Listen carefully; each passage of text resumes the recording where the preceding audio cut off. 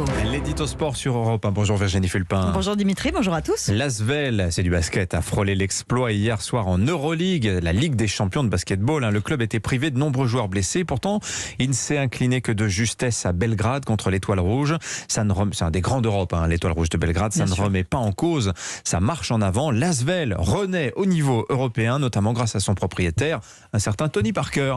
Quand le meilleur basketteur français de l'histoire a aussi la fibre du businessman, ça marche. Il n'y a pas de secret. Tony Parker ne s'en est jamais caché. Il veut placer son club au sommet du basket européen. C'est Villeurbanne, l'Asvel. Oui, exactement. Oui. Il est arrivé à l'Asvel en 2014 et aujourd'hui, on commence à voir les résultats à tous les niveaux.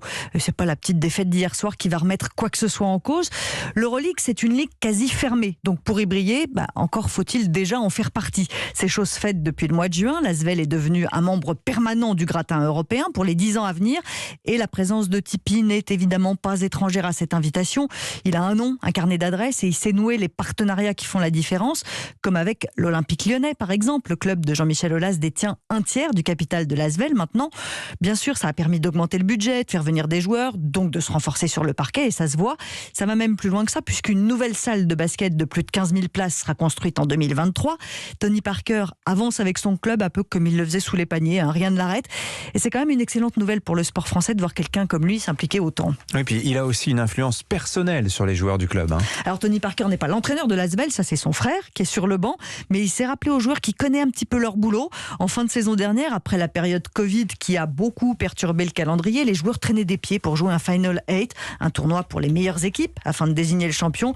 Ils disaient qu'ils étaient trop fatigués. Mais il ne faut pas lui en raconter, à Tipeee, il leur a gentiment rappelé que lui, en NBA, il jouait 4 matchs par semaine sans se plaindre. 80 matchs par saison. Exactement, voilà, sur minimum, quelques années. De saison régulière. Oui, parce qu'il y a aussi les playoffs, évidemment, après.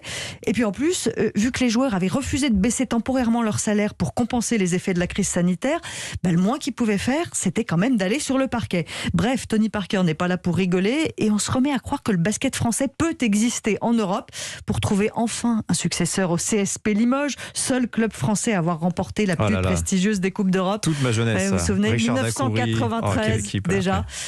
Cette année-là, ça nous rappelle vaguement quelque chose dans un autre sport, je crois, 1993. Non, jamais les premiers, je sais pas. Oui, non, pardon. Je me disais ça.